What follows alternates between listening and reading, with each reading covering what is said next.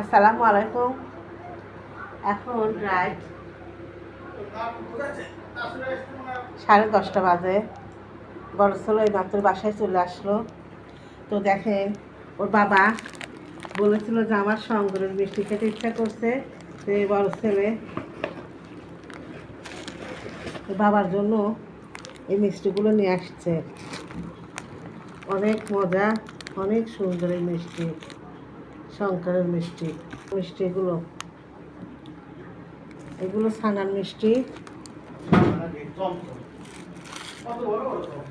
অনেক বড় বড় চমচম। এটা সাবান আর মেয়েদের খাবারের সমারোহ, এতগুলো সব খাবারের সমারোহ। এটা চিংড়ি মাছ, আর এটা ফ্রিজের কভার।